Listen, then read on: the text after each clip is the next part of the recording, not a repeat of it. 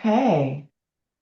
Well, thank you all for the invitation. I am really tickled to be here. I am moving forward in my role to implement the State Wildlife Action Plan. We turned our plan in on December 15th of 2025 after several years of coordination internally and external to the agency, and finally got a product that we felt met all the criteria and also spoke to a number of the conservation issues that we heard from our partners and from our staff that are sort of right on the cusp of needing attention. So my role in the next 10 years is to do the implementate, to foster the implementation, not to do all the things. Just to be clear, I'm only one person, and there are lots more people who are far more qualified than I am to do all of that good work. So today, we're going to talk about the Washington 2025 to 2035 State Wildlife Action Plan. It is a 10-year plan. There may be updates in the middle now that we have more digital information than we had in the last couple of plans. We'll talk about how you can access and explore the plan. We'll talk about some highlights that are different from the last one and some of the bird and bird habitat information in the plan because I thought that might be of interest to you all. And I want to leave some time for questions. So I'm going to try to take only the next 20 to 25 minutes, if that, and then leave some space for you all to ask questions. So the name State Wildlife Action Plan is a nationally recognized label. It was developed between 2000 and 2005, and what many states traditionally consider wildlife is often tied to how the term is defined in rules and regulations. Today, nearly all SWAPs, or State Wildlife Action Plans, aspire to be a comprehensive guide to conservation needs in the state. So these days, those plans include more than just wildlife species that are defined by states' natural resource authorities. Often those plans are more comprehensive to address the context in which those species occur. So their habitats, systems, ecosystems, landscapes like Eastern Washington or shrub steppe. They may include additional species and like invertebrates and plants, even if a state does not have authority for those. And in Washington state, collaboration is key among agencies, partners, and private landowners to ensure we're doing our best conservation work. So there's quite a bit of information in the plan that comes from other folks besides WDFW. So the State Wildlife Action Plan that was delivered to U.S. Fish and Wildlife Service for approval in December of 2025 meets a set of original 8 required elements. You'll hear 8 required elements around all of the State Wildlife Action Plans across the country. I have provided a PDF of this presentation. It has some additional links to resources in there if you're interested in, digging a little deeper. So, if you want to nerd out on state wildlife action plans, go right ahead. The 8 elements were defined by Congress, U.S. Fish and Wildlife Service, and the state agencies that are members of the Association of Fish and Wildlife Agencies. The elements are focused on single species conservation because the plans were originally intended to conserve species populations before they were at the brink of being federally listed under the ESA, or Endangered Species Act, or before they were becoming too costly to recover from that edge. A small pot of annually appropriated federal funding called state wildlife grants is tied to having an approved state wildlife action plan. SWAPs and comprehensive sustainable conservation funding are supported on both sides of the aisle in Congress as tools, even today, as tools that can make a difference in the trajectory of wildlife and habitat conservation in natural places and also benefit people's way of life.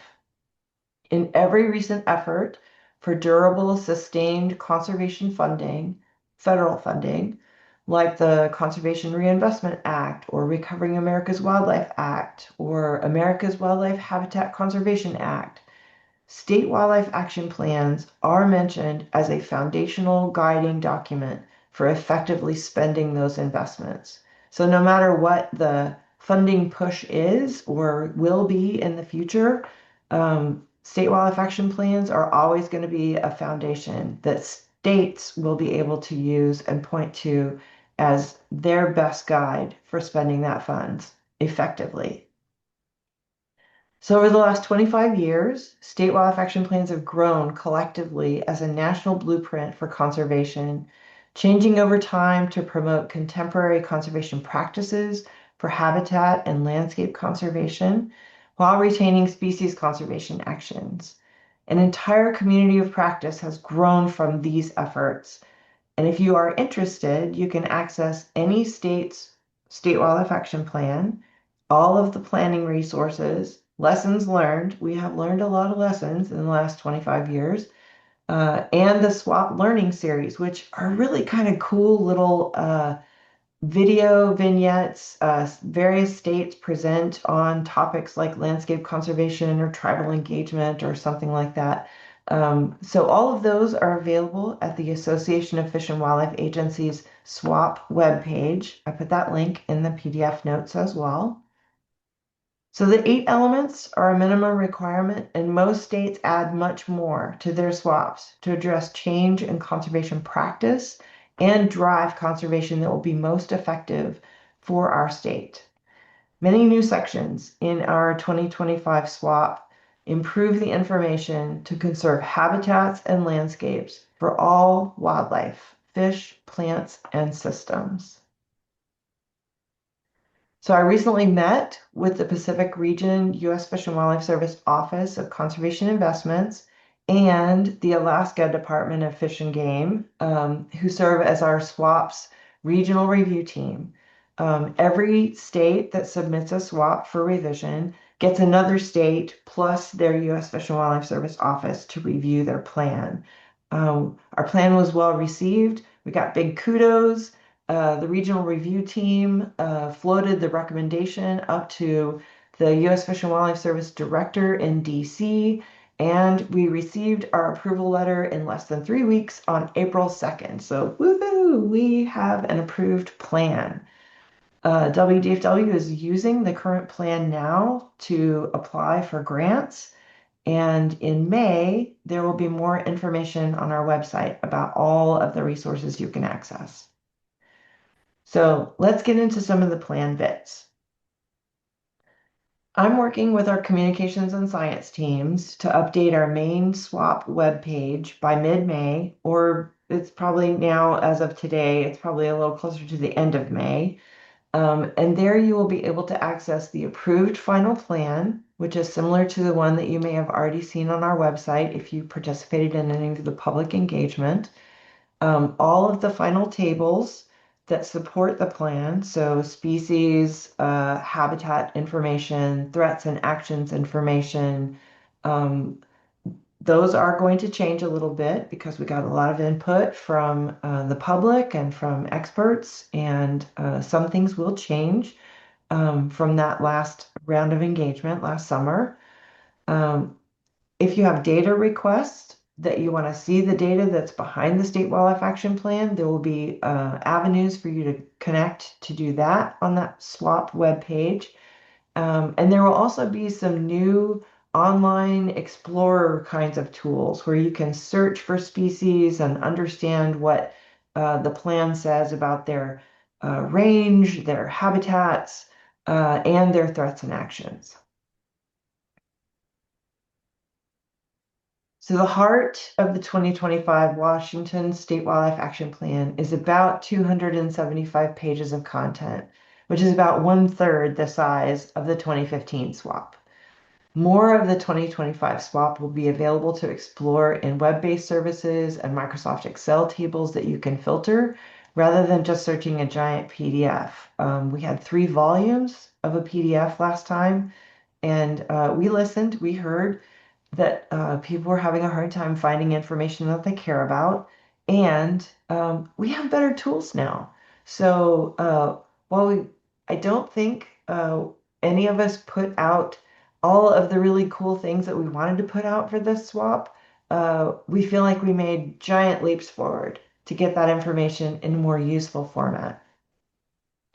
So the swap body gives a brief background on swaps and the plan's purpose in Washington State, outlines conservation values called compass points, and those are woven throughout the document, contains a summary of changes from the 2015 swap, showcases a great deal more in habitat conservation, threats, and recommended conservation actions for those habitats, with a much better crosswalk to WDFW's priority habitats that are used in the land use context and the Washington Natural Heritage Program's rare vegetation community types.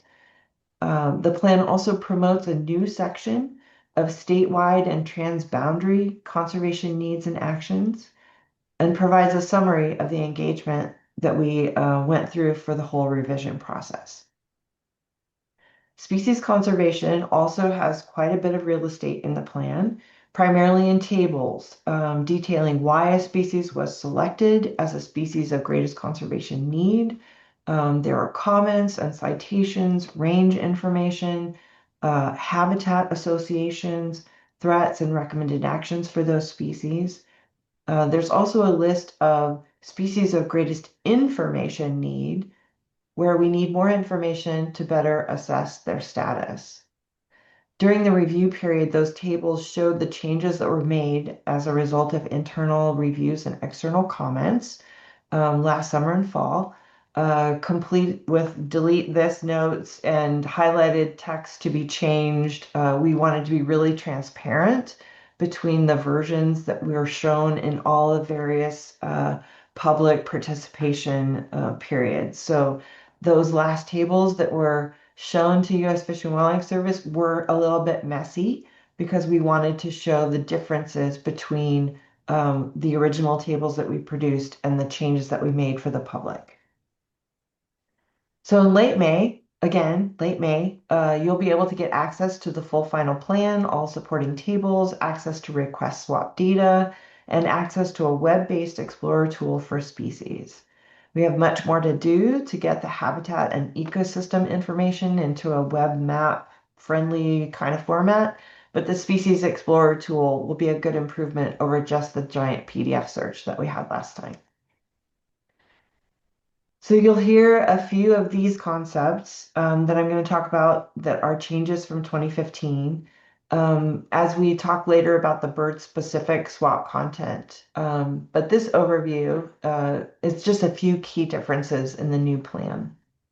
We've added 2 swap species labels in addition to species of greatest conservation need, which has been in every swap.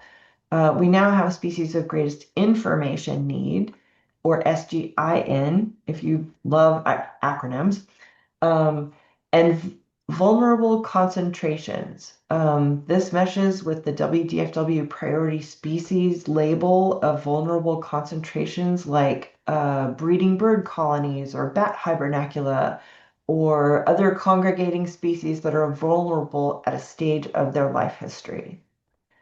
Species of greatest conservation need now also include rare plants. We had not included plants in any of our previous swaps.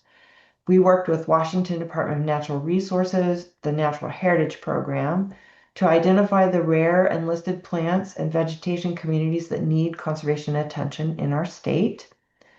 This state wildlife action plan has much greater emphasis on habitats of greatest conservation need and provides more information about those threats and conservation recommendations for the same, using the same vocabulary that we use for species. So we can start to see patterns in certain types of threats, like this particular threat might apply to these 3 different kinds of habitat types and these different kinds of species.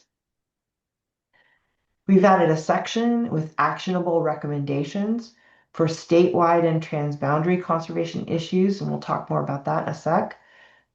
Climate resilience is a stated conservation value up front in the compass points. It is not a separate chapter. Last time in 2015, it was just a standalone chapter with some vulnerability analysis for individual species. And this time, we have woven in those climate-related vulnerabilities and resilience actions into conservation recommendations for species and habitats. So you're not going to see just this big climate change chapter. It's more about what are the effects like sea level rise or increasing temperature or more frequent and intense wildfires, that kind of stuff. All of the organizational choices that we made for clearly stating criteria and new vocabulary and data sources really help give us a structure for organizing new information as it comes in the same framework. And this will help us also communicate with other SWAPs around the country. So let's talk about the SWAP using some bird-focused examples.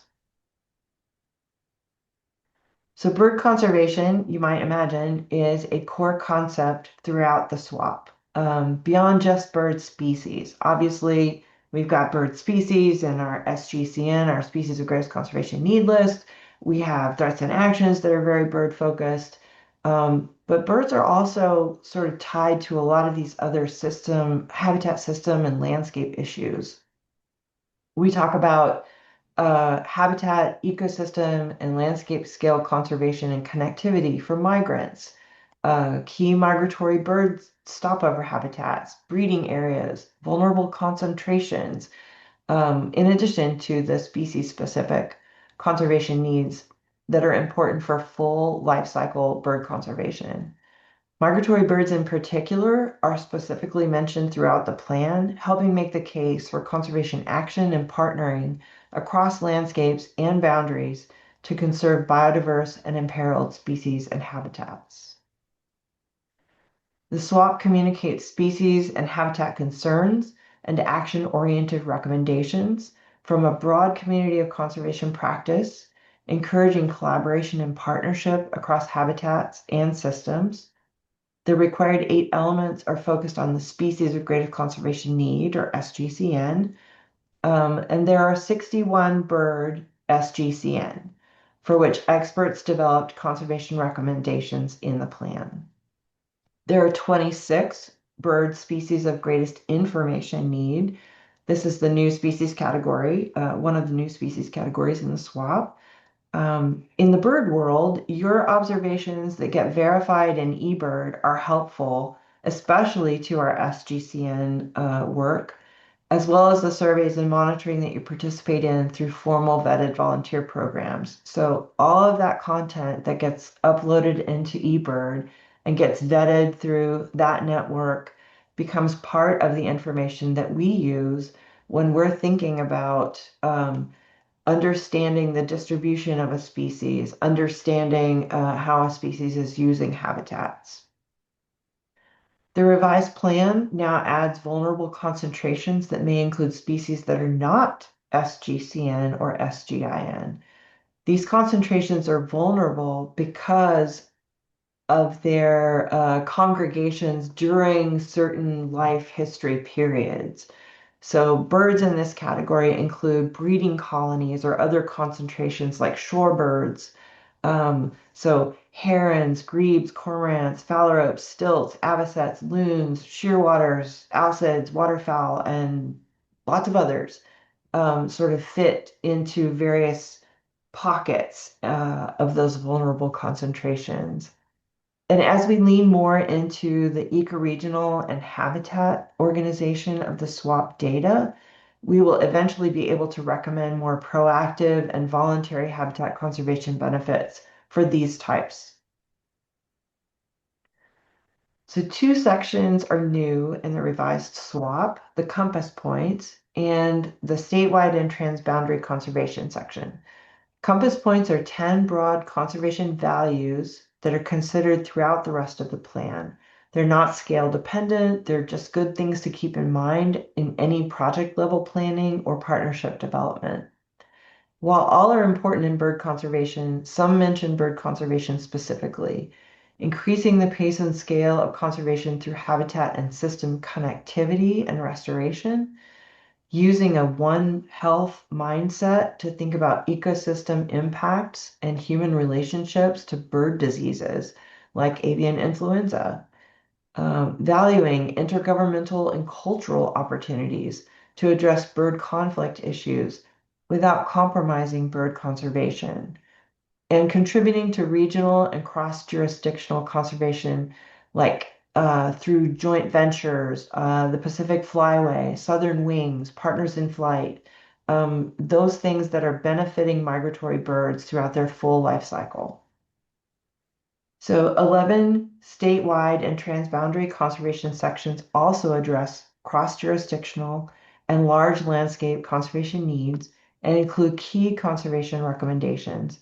Birds and their habitat benefit from most, if not all, of these. Those are listed on the slide. I'm not going to have time to dig in deeply to any of those, but if you have questions after you take a look at them in the plan, please feel free to reach out. So this is an interesting case. This bird has been flying under the radar in most conservation arenas, except those that are hyper focused on bird conservation.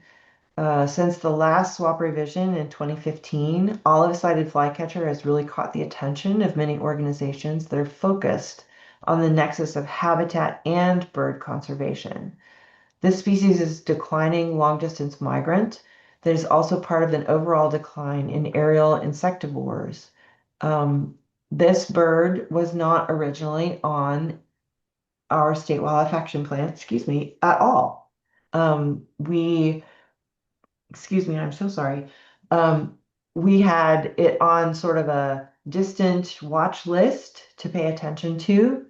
But through our thinking of statewide and transboundary issues that we really wanted to include in the plan, and thinking about migratory birds and reaching out to partners like Pacific Birds Habitat Joint Venture, the Western Boreal Joint Venture, Intermountain West Joint Venture, Partners in Flight, American Bird Conservancy, uh, all of those folks and a number of our state partners, especially Alaska, flagged this species as moving up in their concern. So we paid attention and we have added it as an SGIN, species of greatest information need. So through this collaboration, we're going to highlight the need for more complete information in our state and encourage cooperation across boundaries for its conservation. It may be one of the focal areas for a Southern Wings project that to be determined. Don't know that for sure. And while the causes for decline are not wholly known, when can we ever know everything, right? It's thought that land use and the effects of climate change are underlying factors. It is interesting that Klamath Bird Observatory has done some work on this bird and found that it seems to be attracted to wildfire areas that have intensively burned and have remaining snags. So that may be able to tell us a little bit more about its life cycle and its needs. And if you're really keen on it, you can look at the Partners in Flight species profile for olive-sided flycatcher. There's a little bit more information in there. But that was just one case study where this wasn't really on our radar. Now it is. And that was in large part due to our statewide and transboundary thinking. So I'm getting close. I'm getting close. I'm almost close. I love this quote by Reed Noss from 2021. And he says, ultimately, the future viability of every species depends on the extent, configuration, and quality of its habitat. I think a lot of us think, well, yeah, sure. Um, but this is something that the conservation community has struggled with to be able to spend more dollars, time, and effort on these habitat-focused conservation initiatives, just because most regulation is at the species scale. So a state wildlife action plan gives us a lot more flexibility. It is not a regulatory document, so it gives us a lot more flexibility to elevate habitat conservation. And we've done that through habitats of greatest conservation need. We sorted important habitats into three basic types. The first type is more about function. These are biodiversity areas, corridors for connectivity, climate refugia. Landscape connectivity for migratory birds is a special focal area to benefit waterfowl, songbirds, and shorebirds, and many others. Um, We've got a second type of habitat of greatest conservation need that is called a strategic habitat.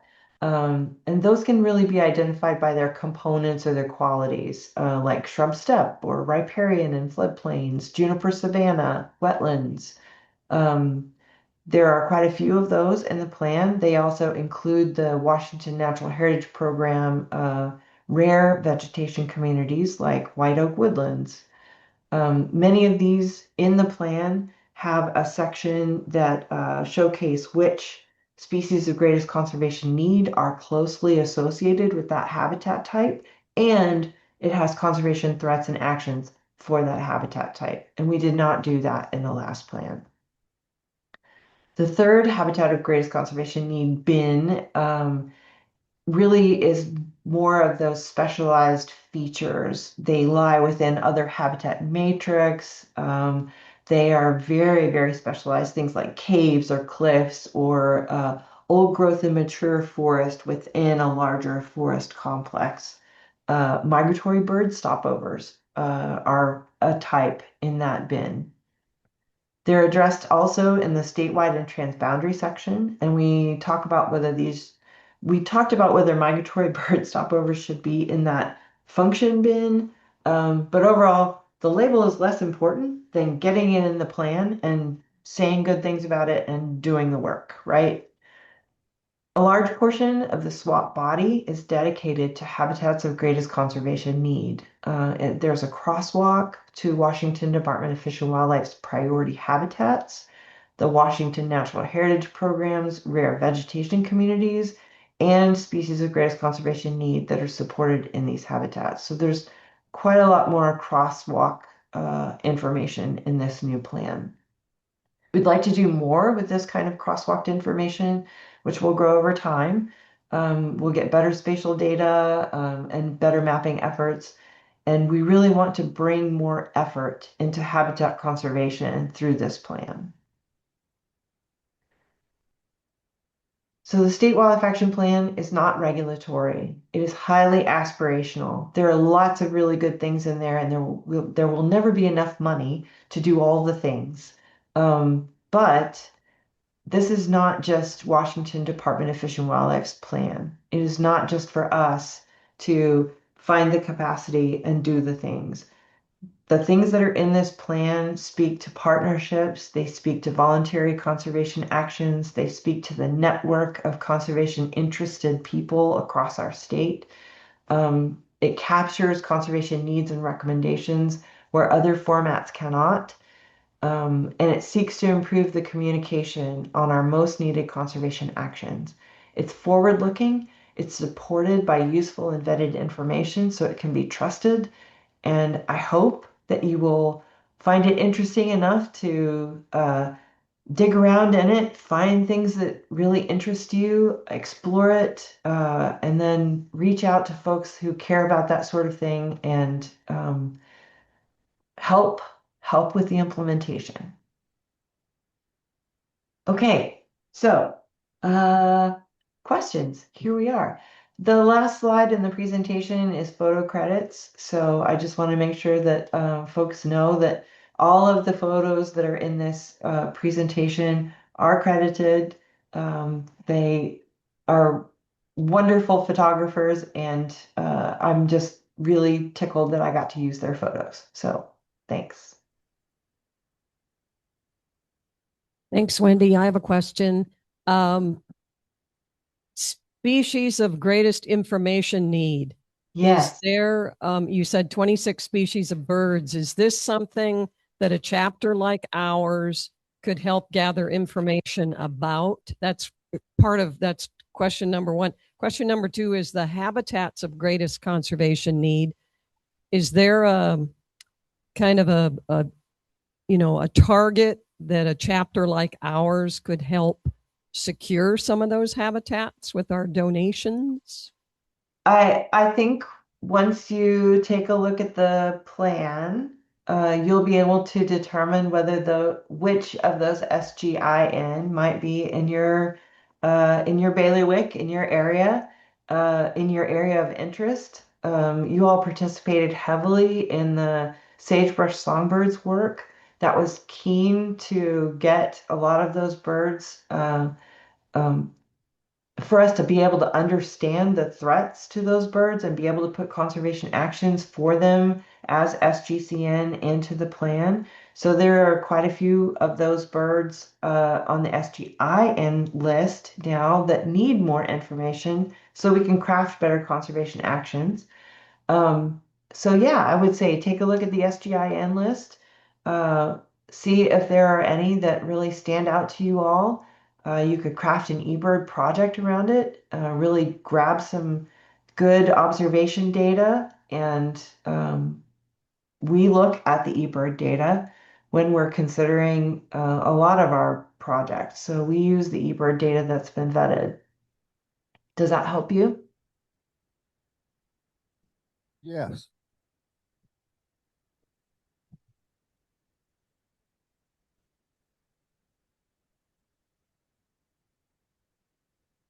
Did you? Yes, it did help us. Okay, great. Oh, I think there was a second piece to that. The habitats of greatest conservation need. Um, Certainly for the shrub steppe, um, and that's going to be most of the habitat in your area will be the shrub steppe. So the Washington Shrub Steppe Restoration and Resiliency Initiative is going to be a good plan that is good resource that's mentioned in the State Wildlife Action Plan. There are a number of other conservation actions that are attributed directly to shrub steppe. Um, You'll also be able to look at the Washington Habitat Connectivity Analysis that's mentioned in the plan. So those places where you can secure cores and connect those cores through conservation actions, easements, voluntary conservation, all of those things are good things. So I would encourage you to just dig around in the plan a little bit. And then maybe in, another 8 months or a year or something like that, whenever you all have thought about it as a chapter, maybe we can get back together and think about what some of those things might look like. Sounds good. Thank you. Hi, Wendy. Thanks for the presentation. I fill out lots of incidental finding reports. It's not all that easy to do on the website. True. Uh, and I'm curious, and I know I volunteer a lot with WDFW. I know Thank staff you. are encouraged to fill those out as well. I'm what are they used for? They seem to just kind of go into a void. Oh no. Once you fill out an incidental, like a wildlife incidental observation form, that's a WDFW form, a GIS-based form. It goes into a database, and then the species subject matter experts look at those pieces of information. They vet them through their filters, and they reach out for questions if they have any. And then that information gets put into our wildlife survey. What is it called? Wildlife Survey Data Management System as an observation. And so those observations are considered when folks are doing conservation project planning or they are determining whether or not they've, accounted for the appropriate distribution of that species.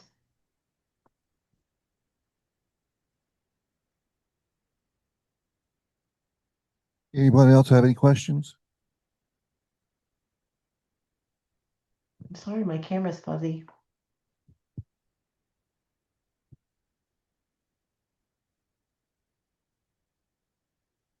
I Do don't you see ever any. coordinate with the BLM or any other organization?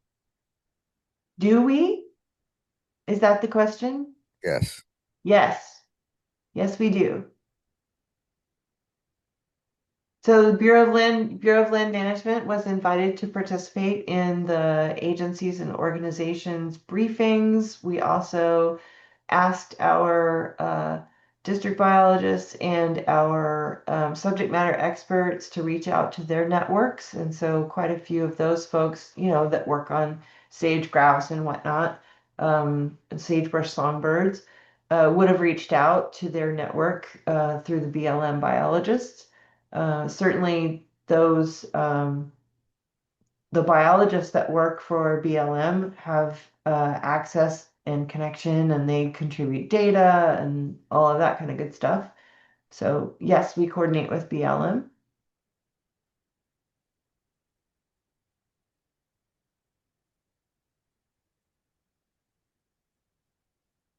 I'm sorry, Any I more can't questions see at the you. back? No questions? I think we're done, Wendy. Thank you. Well, all Appreciate it. right. Thank you. It's nice to see you all. And thanks for the invitation. I really appreciate it. By the end of May, you'll be able to find all kinds of goodies on that State Wildlife Action Plan website. So please feel free to reach out and ask questions. And I put my contact information into the chat. So thanks a bunch. Appreciate y'all.